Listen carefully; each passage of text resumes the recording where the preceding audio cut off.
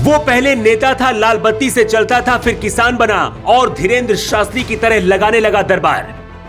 बाबा बनने से पहले अपराधी था, जेल भी गया, बाहर आया और 3 साल में बना डाली अपनी अलग दुनिया। बागेश्वर धाम की पर्ची से भी ज्यादा शक्तिशाली इस बाबा का फूंक कानपुर से दिल्ली तक होता है असर।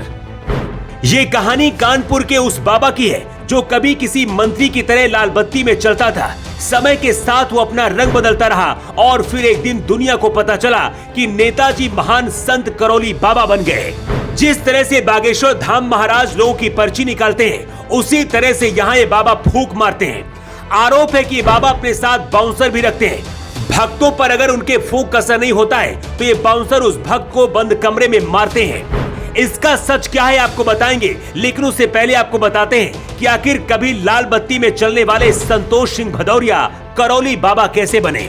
करौली बाबा उर्फ संतोष सिंह भदौरिया के अपराधी से बाबा बनने की कहानी शुरू होती है 1992 से। कुछ रिपोर्ट के मुताबिक उस दौरान हत्या सहित कई धाराओं में उनके खिलाफ मुकदमा दर्ज हुए थे।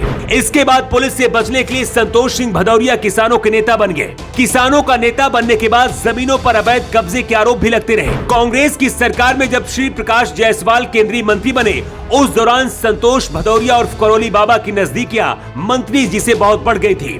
मंत्री जी से ये नजदीकियां इतनी ज्यादा बढ़ गई थी कि कोयला निगम का चेयरमैन बनाकर उन्हें लाल बत्ती दे दी गई थी।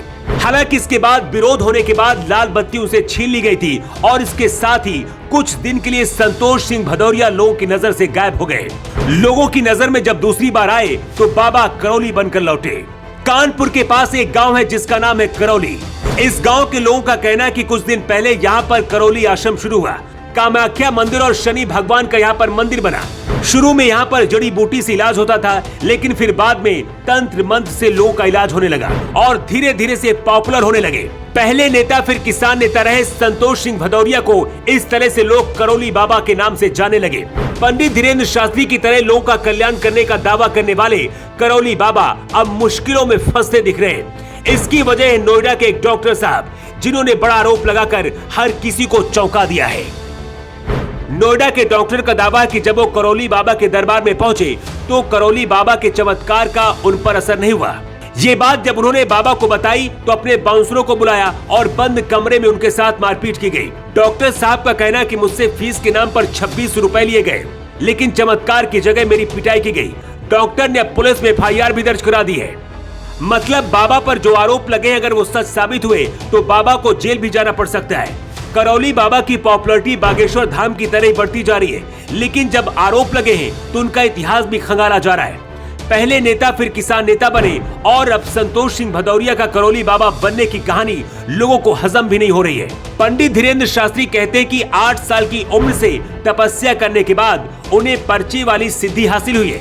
लेकिन लोग सवाल कर रहे हैं कि आखिर नेता बनकर संतोष सिंह ने कौन सी सिद्धि हासिल कर ली और करौली बाबा कैसे बने। आज के जमाने में कोई भी बाबा बन जाता है, कोई भी दरबार लगाकर बैठ जाता है। शायद हमारे आसपास रहने वाली जनता इतनी ज्यादा है ही भोली। वैसे कानपुर वाले करौली बाबा को लेकर आपका क्या कहना है? अपनी राय आप कमेंट बॉक्स पर लिखकर जरूर दें। योग युग के लिए ब्यूरो रिपोर्ट।